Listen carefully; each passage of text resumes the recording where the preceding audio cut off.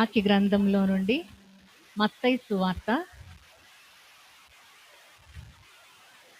5:13 5వ అధ్యాయము 13వ వచనం చదువుతున్నాను. మీరు లోకమునకు ఉప్పై ఉన్నారు. ఉప్పు నిస్సారమైతే అది దేని వలన సారం పొందును? అది బయట పారవేయబడి మనుషుల చేత త్రొక్కబడుటకే గాని మరి దేనికిని పనికిరాదు. అందరూ దేవుని సన్నిధిలో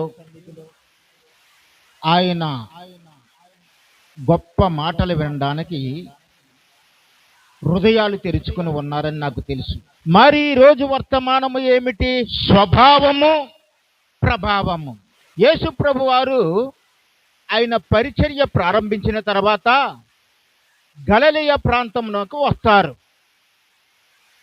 అక్కడ ఒక కొండ ఉంటుంది. ఆ కొండ మీద ఆయన కూర్చుని ప్రసంగం చేస్తారు. ఈ భాగము ఎక్కడ మనకి పరిశుద్ధ గ్రంథములో ఉంటుందంటే మత్తయి సువార్త 5వ అధ్యాయము నుండి 7వ అధ్యాయము వరకు ఈ ఉన్న భాగాన్ని మనం ఏమని పిలుస్తామంటే సర్మన్ ఆన్ ద మౌంట్ అని పిలుస్తాం. అంటే కొండ మీద ప్రసంగము. మరి ఈ గలిలయ సముద్ర తీరములో ఉన్న ఆ ఒక కొండ మీద కూర్చుని ఆనాడు రబ్బీలు అనబడేవారు, అనగా బోధకులు ఎత్తైన పీఠముల మీద కూర్చుని, లేదా వినేవారి కంటే, శ్రోతల కంటే, ప్రేక్షకుల కంటే ఒక ఎత్తైన ఎత్తుగా ఉన్న చోటి మీద కూర్చుని వారు ఏం చేసేవారంటే బోధ చేస్తూ ఉండేవారు. అందుకే యేసు ప్రభు ఏం చేశారంటే గలిలయ సముద్రమునకి ఈశానమున ఒక చిన్న కొండ ఉంది. ఆ కొండ మీద ఆయన ఎక్కి కూర్చున్నారు. అలాగే ఆ కొండ దిగువ భాగమున అందరూ, చిన్న కొండది, ఆ దిగువ భాగమున శిష్యులు, బహుజన సమూహము ఆయన మృదువైన ప్రేమగల కృపగల మాటల్ని వినడానికి వారు చేరుకొని ఉన్నారు. వీరు ఎవరెవరు వచ్చారు అంటే 4వ అధ్యాయము 35వ వచనములో మనకి ఏ ఏ ప్రాంతాల నుండి ఆ బహుజనులు వచ్చారో మనకి పరిశుద్ధ గ్రంథము వివరిస్తూ ఉంది. ఒకటి, గలిలయ ప్రాంతము నుండి ఆయన మాటలు వెళ్ళడానికి ఎంతో మంది ప్రజలు వచ్చారటండి.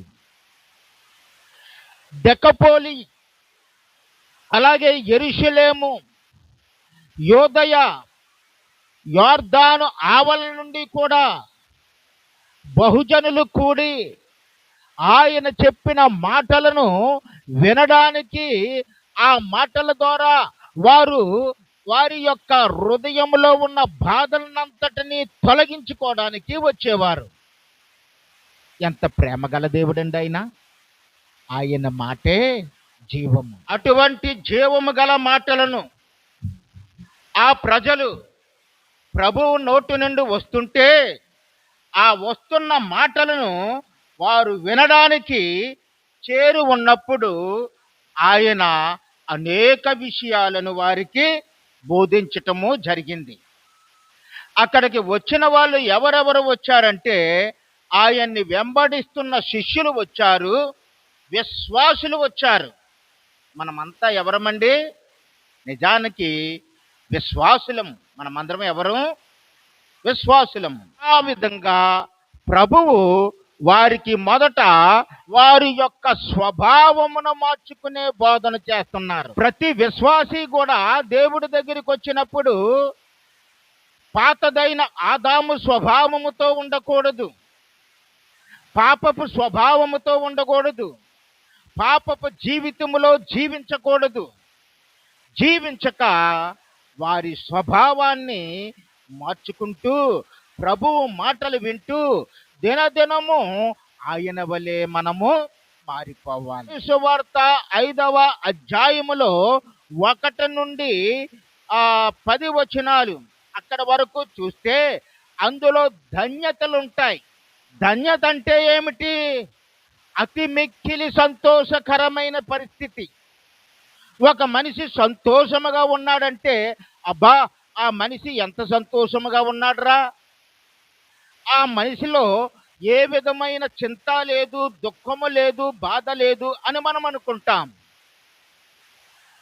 మరి ఈ ధన్యకరమైన లేదా వాడు ధన్యుడిగా ఉన్నాడు, ఆమె ధన్యురాలు అని మనం ఎప్పుడు అనుకుంటామంటే, ఇంకా సంతోషం అతి మిక్కిలిగా మారిపోయినప్పుడు వారు ధన్యుడు అని పిలువబడతారు. అటువంటి ధన్యులుగా మారాలంటే మీరు కొన్ని ధన్యతలు నేర్చుకోవాలి అని చెప్పి ప్రభువారు అక్కడ వారికి ఒక్కొక్కటి నేర్పుతూ ఉన్నారు. ఈ ధన్యతలు కొంతమంది రచయితలు ఏమన్నారంటే 8 ధన్యతలు అన్నారు. మరి కొంతమంది ఏమన్నారంటే 8 కాదు 9 అన్నారు. ఈ 8 ధన్యతలు చెప్పిన తర్వాత వారి స్వభావం మారుతుంది అని చెప్పి వారికి ఆ ధన్యతకు సంబంధించిన బోధల్ని చేశారు. ప్రభువు మనిషి యొక్క స్వభావము మార్చిన తర్వాత ఆ మనిషి ఎలాగ ఉండాలో అప్పుడు ఆ కింద వచనాన్ని చెబుతున్నారు. ఆ కింద వచనం ఏమిటి? మత్తయి సువార్త 5వ అధ్యాయము 13వ వచనము. మీరు లోకమునకు ఉప్పై ఉన్నారు. ఉప్పు నిస్సారమైతే అది దేని వలన సారము పొందును? అది బయట పారవేయబడి మనుషుల చేత తొక్కబడుటకే గాని మరి దేనికిని పనికి రాదు అంటున్నారు దేవుడు. యేసయ్య చక్కని మాటను చెబుతున్నారు. ఇప్పుడు మీరు ఇన్ని ధన్యతలు విన్నారు కదా, మీ హృదయాన్ని మార్చుకున్నారు కదా, మార్చుకున్న మీరు మీ జీవితం అంతా మీరు ఎలాగుండాలంటే ఉప్పు వలె ఉండాలి. దీన్ని మనము విడదీసి మనము ఆలోచన చేసినట్టయితే ప్రభువు మీరు 3 విధాలుగా ఉండాలంటున్నారు. ఒకటేమిటంటే మీరు ఉప్పై ఉన్నారు. మనం ఎవరమైపోయామండి ప్రభు దృష్టిలో? ఉప్పు.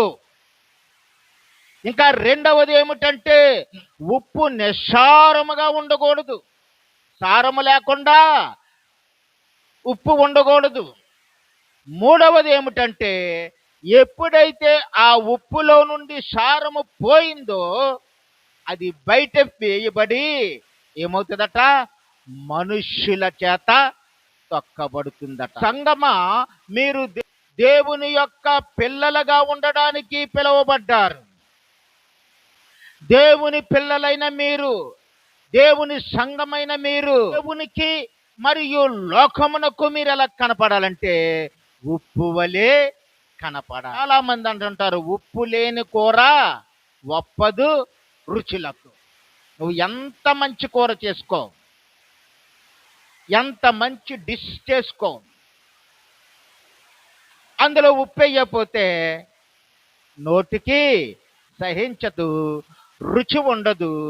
కాబట్టి ఉప్పు నిస్సారముగా ఉండకూడదు. యేసయ్య విశ్వాసిని ఎలాగ ఉండమంటున్నాడంటే ఉప్పు వలె ఉండమంటున్నాడు. మొదటగా చూస్తే ఉప్పును మనము చూసిన వెంటనే అది తెల్లగా కనపడుతుందా, నల్లగా కనపడుతుందా?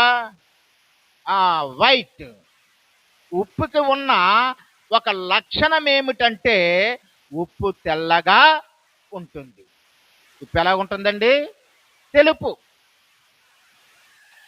ఉప్పు తెల్లగా ఉంటుంది. ప్రభు మనల్ని మీరు ఈ లోకములో ఉప్పై ఉన్నారంటే మీరు పరిశుద్ధులై ఉన్నారు. తెలుపు దేనికి గుర్తంటే పరిశుద్ధతకు గుర్తు. మనము పాపులము కాదు, పాపములో ఉన్నవారము కాదు, పాపములో జీవిస్తున్న వారము కాదు. మనం ఎవరమట? పరిశుద్ధత ప్రభువు ద్వారా పొందుకుని ఈ లోకానికి మనం పరిశుద్ధతను చూపించేవారము. మీరు లోకమునకు ఉప్పై ఉన్నారు. ఉప్పు ఎలాగుంటుందంటే తెల్లగా ఉంటుంది. మరి మొదటి పేతురు గ్రంథము 1వ అధ్యాయము 14, నేను పరిశుద్ధుడినై ఉన్నాను గనుక మీరును పరిశుద్ధులై యుండుడని వ్రాయబడి ఉన్నది. మనం ఏమని చెప్పుకున్నాము? తెలుపు పరిశుద్ధతకు గుర్తని చెప్పుకున్నాం. తెలుపు దేనికి గుర్తండి? పరిశుద్ధతకు గుర్తు. దేవుని వాక్యం ఏమంటుంది? నేను పరిశుద్ధుడినై ఉన్న ప్రకారము మీరును పరిశుద్ధులై ఉండండి. 16 ఆఖరు భాగాన్ని నేను చదువుతున్నాను. మిమ్మును పిలిచిన వాడు పరిశుద్ధుడై ఉన్న ప్రకారము మీరును సమస్త ప్రవర్తన యందు పరిశుద్ధులై ఉండిడి. నేను గత నెలలో మీకు చెప్పిన ప్రసంగములో పిలిచిన అనే మాటను పదే పదే మీకు చెప్పాను. పిలిచిన అనే మాటకు అర్థం ఏమిటంటే ఎక్లీసియా. పిలిచిన అనే మాటకు అర్థం ఏంటండి? ఎక్లీసియా. మనము ప్రభువు చేత పిలువబడ్డాం, సంఘముగా సమకూర్చబడ్డాం, ఆయన పిల్లలమైపోయాం. ఆయన పిల్లలమైన మనము ఎలా ఉండాలంటే పరిశుద్ధులుగా ఉండాలి. అలా పరిశుద్ధులుగా ఉండడానికి మన సమస్త ప్రవర్తన యందు కూడా, మన మాట, మన చూపు, మన ఆలోచన, మన నడవడిక అన్నీ కూడా ప్రభువు చెప్పినట్టే పరిశుద్ధముగా ఉండాలి. ఆ పరిశుద్ధతే నీలో, నాలో, మనందరిలో యేసయ్యా కోరుకుంటున్నాడు. దేవునికి స్తోత్రము కలుగును గాక. ఆ పరిశుద్ధత యేసయ్య కోరుకుంటున్నాడు. పరిశుద్ధముగా ఉండాలి. మరి ఒక దొరగారికి ఒక పంది ఉండేది. ఒక దొరగారు రోడ్డంట వెళ్తుంటే ఆ దొరగారు సడన్ గా రోడ్డు సైడ్ని ఒక చిన్న బురద గుంట ఉంటే ఆ బురద గుంటలో ఉన్న పందిని చూసి, అరెరే ఏమిటి ఈ పంది ఈ బురదలో దొరుకుతుంది అని జాలిపడి ఇంటికి తీసుకెళ్ళాడు. ఇంటికి తీసుకెళ్ళిన ఆయన దానికి శుభ్రంగా స్నానం చేయించాడు. శుభ్రంగా స్నానం చేయించి ఆ బురదలోనికి అది వెళ్లకుండా దానికి ఒక గొలుసు కట్టి మంచి డ్రెస్ ఒకటి తొడిగి దాన్ని అల్లారు ముద్దుగా చూసుకుంటున్నాడు. దానికి కావలసిన ఆహారం పెడుతున్నాడు, చక్కగా చూసుకుంటున్నాడు, మురికవ్వకుండా కాపాడుకుంటున్నాడు. ఒకరోజు ఈ దొరగారు వాకింగ్ అని చెప్పి, మనం కుక్కల్ని ఎలాగైతే కూడా తీసుకుని వెళ్తామో వాళ్ళందరూ కుక్కల్ని తీసుకుని వెళ్తున్నారు, వాళ్ళు కుక్కల్ని పెంచుకుంటున్నారు కాబట్టి నేను పందిని పెంచుకుంటున్నాను కాబట్టి నేను పందిని వాకింగ్తో వెళ్తానని చెప్పి ఆ రోడ్డు అమ్మట అలాగ పందితో వెళ్తున్నాడు. పందితో వెళ్తుంటే అలాగ కొంచెం దూరం వెళ్ళాడు. వెళ్ళిన తర్వాత ఆ పందికి పక్కన ఒక మురికి కూపం కనపడింది. ఆ మురికి కూపంలో నుండి దానికి వస్తున్న వాసన దానికి చాలా ఇంపుగా అనిపించింది. ఇంపుగా అనిపిస్తే ఇలాగ తాడు పట్టుకుని ఏదో మామూలుగా వెళ్తున్న ఈ దొరగారి చేతిలో నుండి వెంటనే ఆ తాడుని గిటాయించుకుని ఆ పంది ఎక్కడికి వెళ్ళిపోయింది? మురికిలోకే వెళ్ళిపోయింది. మనము ఏ మురికిలో నుండి అయితే దేవుడు మనల్ని పిలిచాడో మనము తిరిగి ఆ మురికిలోకి వెళ్ళకూడదు. మురికి అనగా పాపము. ఆ పాపములోనికి దేవుడు వెళ్ళొద్దంటున్నాడు. మనల్ని పరిశుద్ధులుగా ఉండమంటున్నాడు. నేను పరిశుద్ధుడినై ఉన్న ప్రకారము మీరును కూడా పరిశుద్ధులై ఉండండి. మన జీవితంలో ఈ పరిశుద్ధతను మనం ఎప్పుడు కలిగి ఉంటామంటే మనము యేసయ్యతో ఒక నిబంధనను చేసుకున్నప్పుడు కలిగి ఉంటాం. లోకములో ఉన్నవారు యేసయ్యతో నిబంధనలో లేరు. మరి దేవుడు మనల్ని ప్రేమించాడు, మనతో ఒక నిబంధన చేసుకున్నాడు. లేవి కాండములో 2వ అధ్యాయము 13వ వచనములో ఒక నైవేద్యమును దేవునికి సమర్పించాలి అని చెప్పి మోసే ఇశ్రాయేలు ప్రజలకు చెబుతూ ఉన్నాడు. నైవేద్యము 2వ అధ్యాయము 13వ వచనంలో దీన్ని ఏమంటారంటే గ్రైన్ ఆఫరింగ్ అంటారు. నైవేద్యము బలి వేరు, నైవేద్యము వేరు. బలి రక్తమును చిందించేది. ఆ బలి రక్తమును చిందించి పాపముల కొరకు, పాపముల ప్రాయశ్చిత్తము కొరకు బలినిస్తారు. మరి నైవేద్యం అలా కాదండి.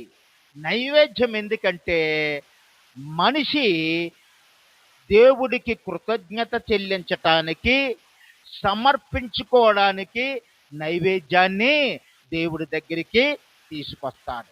బలి పాపము కొరకైనదైతే నైవేద్యము కృతజ్ఞత చెల్లించుకోవడానికి. ఇప్పుడు కృతజ్ఞత చెల్లించుకోవడానికి ఈ మానవులు లేదా ఇజ్రాయేలీయులు అక్కడికి ఏమి తీసుకువచ్చేవారంటే 4 రకాలైన వాటిని తీసుకువచ్చేవారు. ఒకటి ఏం తీసుకువచ్చారు? ఆ నైవేద్యము పెట్టడానికి సన్నని ఆ మెత్తని గోధుమ పిండిని తీసుకువచ్చేవారండి. ఈ గోధుమ పిండి యేసయ్య యొక్క పవిత్రమైన జీవితానికి గుర్తుగా ఉంది. రెండవదిగా ఆ ఆ గోధుమ పిండిలో నూనెని కలిపేవారు. నైవేద్యం చేయడానికి ఇంకోటి ఏం కలపాలా? నూనెను కలపాలా.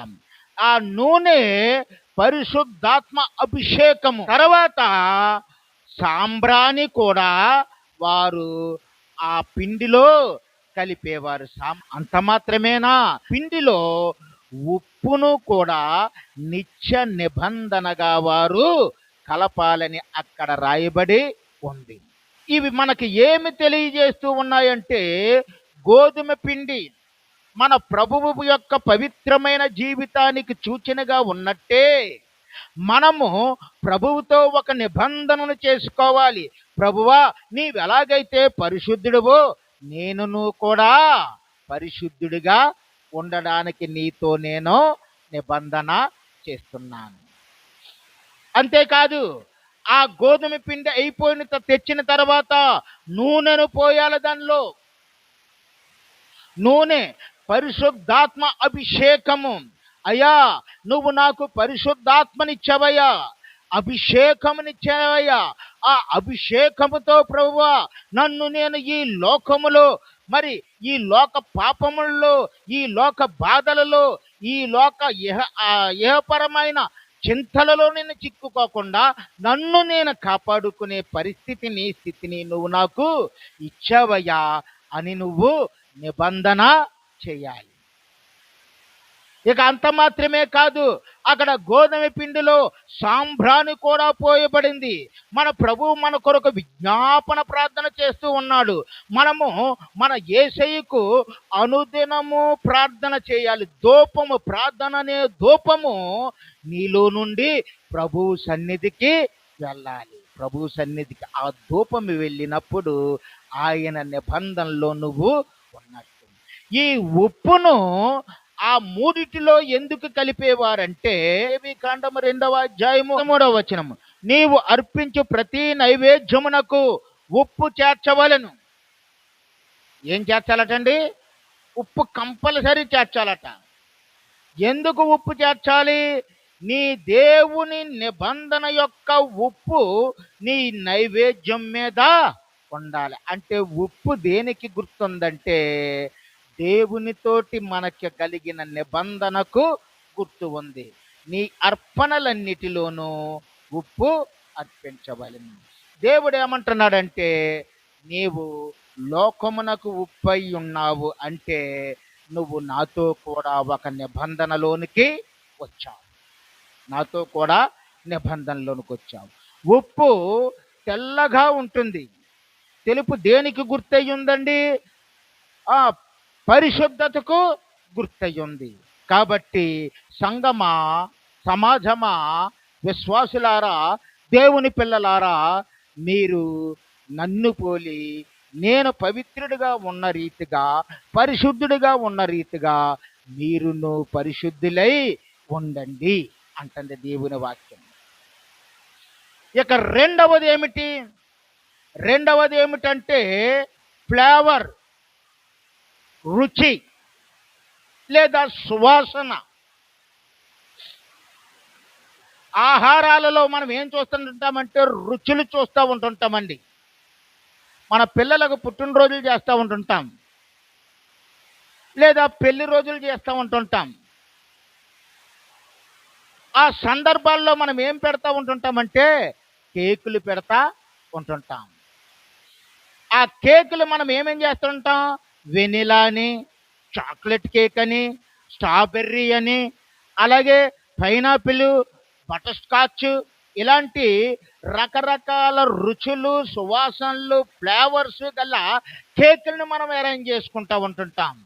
అంటే మనము తీసుకునే వాటిలో రుచి ఉండాలి, చక్కని ఆఘ్రానించే సువాసన కూడా ఉండాలి అని. మరి విశ్వాసి ఈ లోకమునకు ఉప్పై ఉన్నాడంటే ఆ విశ్వాసి ఇతరులకు ఎలా కనపడాలట, పరిమళ వాసనగా కనపడాలి. లోకానికి ఎలా కనపడాలట, రుచికరముగా కనపడాలి. మన మాటలు ఎలాగ ఉండాలి, రుచికరముగా ఉండాలి. మరి ఇక్కడ చూస్తే ఆహారాలలో మనం ఉప్పు లేకపోతేనే చాలా కష్టపడిపోతూ ఉంటుంటాము. అలాగే ఆహారాలలో రుచి లేకపోతే మనం ఆ ఆహారాన్ని తినడానికి ఏమాత్రము ఇష్టపడము. మరి ఉప్పులో ఉన్న రెండవ గుణం ఏమిటంటే అది రుచిని కలిగిస్తుంది. యోబు గ్రంథంలో యోబు అంటాడు కదా, 6వ అధ్యాయము 6వ వచనములో, ఉప్పు లేక ఎవరైనా రుచి లేని దానిని తిందురా అంటున్నాడు. ఉప్పు లేకపోతే రుచి లేని పదార్థాన్ని ఎవరైనా తింటారా? మరి మీరు ఉప్పుగా దేవుడు ఎందుకు ఉండమన్నాడంటే నిరుపయోగమైన జీవితము జీవిస్తే మిమ్మల్ని ఎవరు కూడా మిమ్మల్ని కనీసము గుర్తించరు. దేవుని పిల్లలు అని అనుకోరు, క్రీస్తు బిడ్డలు అని భావించరు. దేవుడి యొక్క ఉద్దేశం ఏమిటంటే మీరు రుచి గలవారై, అంటే పరిమళ వాసన గలవారై ఉండాలి అంటున్నాడు. అందుకే పేతురు మహాశయుడు ఏం రాస్తున్నాడంటే మనలో ఏముండాలంటే ప్రేమ అనే రుచి ఉండాలి. సమాజం ఏమనుకోవాలంటే దేవుని పిల్లల్లో ప్రేమ ఉంటుంది అనుకోవాలి. సమాజం ఏమనుకోవాలండి, దేవుని పిల్లల్లో ప్రేమ ఉంది, ప్రేమ అనే రుచి కావాలి. మనము కరుణ చూపించాలి, మనలో సహనం ఉండాలి, వినయం ఉండాలి, శాంతి ఉండాలి, మృదువైన మాటలు మనలో ఉండాలి. ప్రభువు అంటాడు మీరు రుచి గలవారై ఉండాలి. సహనం మీలో ఉండాలి, కరుణ మీలో ఉండాలి, దయ మీలో ఉండాలి, ప్రేమ మీలో ఉండాలి, సాత్వికులుగా ఉండాలి. 1 పేతురు గ్రంథము 2వ అధ్యాయము 1-3 వచనాల్లో ప్రభువు దయాళుడని మీరు రుచి చూచి ఉన్న ఎడల, ప్రభువు ఎలాంటి వాడటండి, ఆయన దయగల దేవుడు. అలాంటి దేవుణ్ణి మనము రుచి చూసాం. అలాంటి దేవుడి యొక్క సన్నిధిని మనము అనుభవిస్తూ ఉన్నాం. మన దయగల ప్రభువు సన్నిధి మనకు ఎంతో ఆనందాన్ని ఇస్తుంది. ఆ ప్రభువు దయాళుడని మనము రుచి చూచి ఉన్న ఎడల, ఇంకా ఆయన ఏమని చెప్తున్నాడంటే మనము సమస్తమైన దుష్టత్వమును, కపటమును, వేషధారణను, అసూయను, దూషణ మాటలను మాని, మనం ఏం మానేయాలటండి, ఈ దరిద్రాన్నంతటినీ మానేయాలి. మన జీవితంలో ఇతరులు ఏం చూస్తారంటే యేసును రుచి చూస్తారు. మన జీవితాన్ని చూసి యేసును రుచి చూస్తారు. అరే మొన్నటి వరకు వీరి బ్రతుకులు ఎలాగుండే, ఇప్పుడు యేసు దగ్గరికి వెళ్ళిన తర్వాత ఎంత గొప్పగా మారిపోయారు. అంటే ఇక్కడ ఫ్లేవర్ మారిపోయింది. ఫ్లేవర్ మారిపోతే మీరు ఇప్పుడు ఆటోమేటిక్గా వారికి ఏమైపోతారంటే ఫేవర్ అయిపోతారు. ఫ్లేవర్ మారిపోతే ఫేవర్ అయిపోతారు.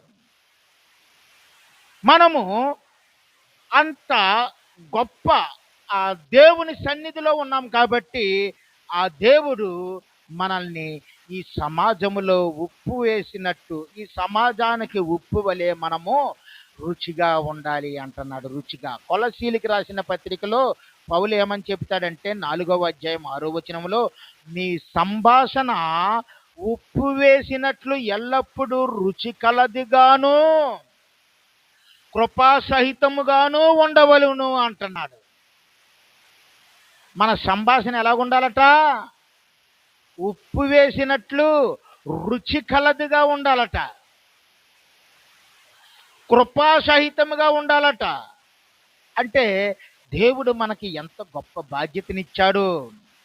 భార్య భర్తతో ప్రేమగా మాట్లాడాలి, పిల్లలతో ప్రేమగా మాట్లాడాలి, మన కుటుంబాలను చూసి మన చుట్టుపక్కల వారు అనుకోవాలి, ఏమిటి మా కుటుంబాలు ఎలాగున్నాయి, ఇంత గందరగోళంగా ఉన్నాయి, వారికి ఉన్నా లేకపోయినా ఎంత ఆనందంగా ఉంటున్నారు, ఇదే రుచి, ఎంత ఆహ్లాదకరంగా బ్రతుకుతున్నారు. ఆ భార్యాభర్తల బంధం, ఆ పిల్లలతో అనుబంధం మాకెందుకు లేకపోతుంది? మేమింత సంపాదించుకుంటున్నాము, ఇంత కష్టపడి తెచ్చుకుంటున్నాము, వారికి వలె మేము ఎందుకు ఉండలేకపోతున్నాం? మన మాటలు వారికి మన దేవుని యొక్క ప్రేమను జ్ఞాపకం చేస్తాయి. మన దేవుడు ఎంత గొప్పవాడో మన ద్వారా వారు రుచి చూస్తారు. కాబట్టి మనము ఈ లోకమునకు ఉప్పు వలె ఉండాలి. మూడవది ఏమిటి అంటే, ఈ ఉప్పును సేఫ్టీ, భద్రత. భద్రత అంటే ఏంటంటే పాడవకుండా కాపాడటం. ప్రాచీన కాలంలో ఇప్పుడు ఉన్నట్టు ఫ్రిడ్జ్లు ఉండి కాదండి. ఇప్పుడు మన ప్రతి ఇంట్లోనే ఒక్కొక్క ఫ్రిడ్జ్ ఉంటుంది. మరి ప్రాచీన కాలంలో ఫ్రిడ్జ్లు లేవు. ఫ్రిడ్జ్లు లేని ఆ కాలంలో వారు ఏం చేసేవారంటే, ఆహారాన్ని కానీ, మాంసాన్ని కానీ, చేపలు కానీ చెడిపోకుండా ఉంచడం కోసము వారు ఉప్పుని పెట్టి, ఉప్పుని దానికి పూచి దాన్ని కాపాడుతూ ఉండేవారు. అలా కొన్నాళ్ళు అది భద్రముగా కాపాడబడుతూ ఉండేది. మనం ఎగ్జాంపుల్గా చూస్తే, ఎక్కువైపోయిన చేపలను ఏం చేస్తారంటే ఉప్పులో నానబెట్టి ఆ ఉప్పు చేపల కింద మారుస్తారు. దానికి పట్టిన ఉప్పు ఆ చేప లేతకి బ్యాక్టీరియాని కానీ, ఏ సూక్ష్మజీవుల్ని కానీ రానివ్వదు, అంటే పోడవనివ్వదు దాన్ని. ఈ రోజుల్లో కూడా మనం వేసవికాలం వచ్చిందంటే ఏం పెట్టుకుంటాం? ఆవకాయ పెట్టుకుంటాం, మాగాయ పెట్టుకుంటాం, ఊరగాయ పెట్టుకుంటాం. ఊరగాయ పెట్టుకుంటున్నప్పుడు అందులో బాగా ఏం కలుపుతారో తెలుసా అండి? ఉప్పు కలుపుతారు. ఎందుకంటే అది పాడవకుండా ఉండాలి. ఉప్పు ఏ సూక్ష్మజీవుల్ని దాని మీదకి రానివ్వదు. ఉప్పు ఏ పాడు చేసే అంశాన్ని దాంట్లోనికి చొరబడనివ్వదు. మరి అలాంటి ఉప్పు దేవుని పిల్లలమైన మనము ఉప్పు వలె ఉండి లోకములో ఉన్న వారిని చెడిపోకుండా, నాశనానికి పోకుండా, నశించిపోకుండా కాపాడవలసిన వారమై ఉన్నాము. మన ఉప్పు అంటే అర్థం ఏమిటంటే, మన కుటుంబంలో ఎవరైనా పాడైపోతూ ఉంటే వారిని కాపాడవలసిన బాధ్యత మన మీద ఉంది. వారు నాశనం కాకుండా చూడవలసిన బాధ్యత మన మీద ఉంది. మనం ప్రార్థించి, ప్రభువా నా బంధువులు ఇంకా మారలేదయ్యా, మా అక్క మారలేదు, మా తమ్ముడు మారలేదు, మా అన్న మారలేదు, వారు ఇంకా లోకంలోనే ఉన్నారు, వారు తెలియక ఉన్నారయ్యా, వారికి మారు మనసును దయచేయ్యా, వారిని కాపాడయ్యా తండ్రి అని చెప్పి వారి గురించి కూడా మనము విజ్ఞాపన చేసి వారిని కాపాడాలి. లేరండి మన ఇంట్లోని ఎంతోమంది కాపాడవలసిన వారు ఉన్నారు. మన చుట్టుపక్కల వారు ఎంతోమంది ఉన్నారు. వారు డైరెక్ట్గా వారితో నువ్వు వాక్యం చెప్పక్కర్లేదు. నీ గదిలోకి రహస్యముగా వెళ్ళి వారి గురించి ప్రార్థన చేయి. ప్రార్థన చేసినప్పుడు దేవుడు నీ యొక్క ప్రార్థన విని వారిని కూడా ఆయన యొక్క సంఘమునకు, ఆయన రాజ్యమునకు తీసుకొస్తాడు, నరక శిక్ష నుండి తప్పిస్తాడు. మరి ఇక్కడ మనము అటువంటి ఉప్పు వలె ఉండాలి. ఈ లోకము నాశనం అవ్వకుండా మనము కాపాడుకోవాలి. ఆదికాండము 18వ అధ్యాయములో మన పితరుడైన అబ్రహాము మమ్రే దగ్గర ఉన్న సింధూర వనములో ఎండవేళ గాలికి కూర్చుని ఉన్నాడండి. మనము కూడా కరెంటు పోయిందంటే ఏం చేస్తాం? బయటకు వచ్చేసి గాలి కోసం కూర్చుంటాం. గుడారములో గాలికి కూర్చుని ఉన్నాడు. అలా కూర్చుని ఉంటున్నప్పుడు ఆయనకి దేవుడు ప్రత్యక్షమయ్యాడు. దూరంగా చూస్తే ఒక్కడే కనపడుతున్నాడు. దగ్గరకు వచ్చే కొలది వారు ముగ్గురుగా కనపడ్డారు. వారు దేవుడని గ్రహించాడు. అయ్యారా, మీరు నా దగ్గరికి వచ్చారు, నా ఆతిథ్యాన్ని మీరు స్వీకరించండి. నేను ఒక విందుని ఏర్పాటు చేస్తున్నాను, నేను ఒక దూడను వధిస్తున్నాను, మీరు భుజించి వెళ్ళండి అని చెప్పి భార్యతో ఏర్పాట్లు చేయించి వారికి చక్కని విందును ఇచ్చాడు.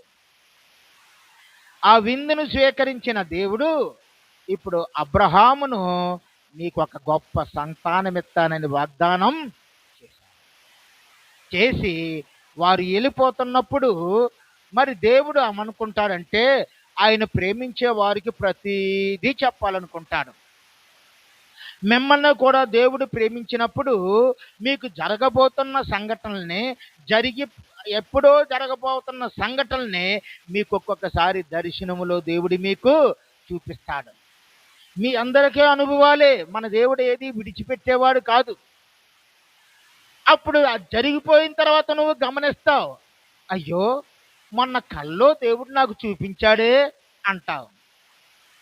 అది జరిగిపోయిన తర్వాత అలాగే ఈ అబ్రహాముకి కూడా మరి దేవుడు ఏం చేశాడంటే, నేను జరగబోయే దాన్ని అబ్రహాముకి ఎలాగ మరుగు చేయగలదును అని చెప్పి సోదొమ గొమొర్రాలకు కలగబోవు ఉగ్రత, శిక్ష అది ఎంత భయంకరంగా ఉంటుందో దేవుడు అబ్రహాముకి చెప్పాడు. ఏం చెప్పాడండి? అబ్రహాంకి, అబ్రహమా, ఇదిగో ఆ సోదొమ గొమొర్రా అనే పట్టణాలు ఉన్నాయి కదా, వాటిలో పాపం పెరిగిపోయింది. ఎవడిలోనూ కూడా దైవభీతి లేదు. ఎవడో కూడా సక్రమమైన జీవితం జీవించటం లేదు. వారు పాపాలకి మితి లేకుండా పోయింది. వారు పాపము నుండి వచ్చిన ఆ అసహ్యకరమైన ఆ దుర్గంధము నేను భరించలేకుండా ఉన్నాను. అందుకే ఆ పట్టణములను అగ్ని చేత కాల్చివేయటానికి నేను నిర్ణయించుకున్నాను అని చెప్పినప్పుడు అబ్రహాముకి ఒకటి గుర్తొచ్చేసింది. ఏమని గుర్తొచ్చింది? అయ్యో, ఆ 2 పట్టణాలకే నా బంధువు వెళ్ళున్నాడే, నా బంధువు పాపమున్న ఆ నివాసాలున్న ఆ చోట్లోనే ఉండి వర్ధిల్లుతూ ఉన్నాడే. మరి ఆ బంధువైన లోతుని నేను కాపాడుకోవాలంటే దేవుణ్ణి ఒక మాట అడిగితే ఆయన మనసు మార్చుకుంటాడేమో.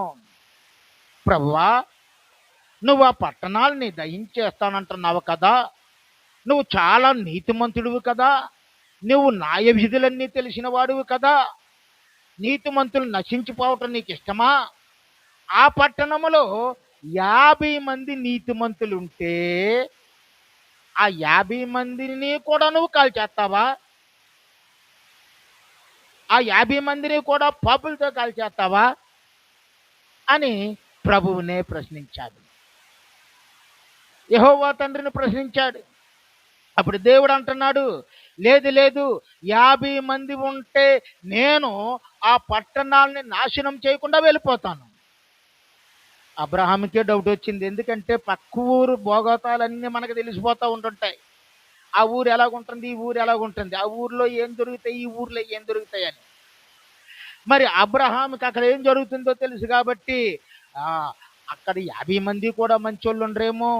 ఎందుకన్నా మంచిది, ప్రభువా 40 మంది ఉంటే 40 మందిని బట్టి 45 మందిని బట్టి ఆ ఊరిని కాపాడవా? కాపాడుతాను. ఆ 45 మందిని కూడా చూపించు. మరలా డౌట్ వచ్చింది, 40కి వచ్చాడు. మరలా డౌట్ వచ్చింది, 40 మంది కూడా ఉండరేమని. 30కి వచ్చేసాడు. మరలా డౌట్ వచ్చేసింది అబ్రహాముకి, 30 మంది కూడా మంచోళ్ళు లేరు అక్కడ. 20కి వచ్చేసాడు. 20 మంది కూడా మంచి వాళ్ళు లేరు. 10 మందికి వచ్చేసాడు. ఆ 10 మంది ఉన్నా నేను ఆ ప్రాంతాలను నేను నాశనం చేయను అన్నప్పుడు 10 మంది కూడా అక్కడ లేరు. ఎవరెవరున్నారంటే లోతు, లోతు భార్య, లోతు యొక్క కుమార్తెలు. కేవలం నలుగురు మాత్రమే ఉన్నారు. ఆ నలుగురు మాత్రమే ఉంటే దేవుడు ఇప్పుడు ఏం చేశాడంటే అబ్రహాము యొక్క ఆ మొరను బట్టి ఇప్పుడు అబ్రహాము ఏం చేస్తున్నాడు? ఉప్పు చేసే పని చేస్తున్నాడు. అబ్రహాము ఏం చేస్తున్నాడండి? ఉప్పు చేసే పని చేస్తున్నాడు. ఉప్పు ఏం చేస్తుంది? నాశనము కాకుండా కాపాడుతుంది. అబ్రహాము ఉప్పు వలె మారాడు.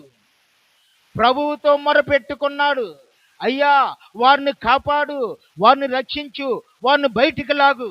నీవు కూడా ఉప్పు వలె ఉన్నప్పుడు నశించిపోతున్న నీ వారి కొరకు దేవుడితో పెనుగులాడుతావు, దేవునితో వాదనలాడుతావు, దేవునితో ప్రార్థన చేస్తావు, చేసి వారిని సురక్షితముగా కాపాడుకుంటావు. అబ్రహాము మరి ఆ ఆ విజ్ఞాపన ఆ లోతు కుటుంబాన్ని కాపాడింది. అబ్రహాము ఉప్పు వలె మారిపోయాడు, నాశనం కాకుండా కాపాడాడు. మరి నీవు కూడా ఉప్పు వలె ఈ లోకములో పాడైన వారిని, ఈ లోకములో నాశనం అయిపోతున్న వారిని నువ్వు కాపాడాలి. నువ్వు కాపాడాలి. ఈ లోకంలో నాశనం అయిపోతున్న వారిని నువ్వేం చేయాలండి? కాపాడాలి. ఇక్కడ చూస్తే మరి అబ్రహాము ఎందుకు కాపాడబడ్డాడు? సరే, లోతు కాపాడబడి బయటికి తీసుకొచ్చాడు, కానీ లోతు యొక్క జీవితం మాత్రము సంపూర్ణంగా దేవుని దగ్గరికి, దేవునితో ఉండడానికి యోగ్యమైనదిగా మారలేదు. ఎందుకంటే అబ్రహాము దేవునితో సంబంధం కలిగిన వాడై ఉండి దేవుని వలన ఆశీర్వాదాలు పొందాడు.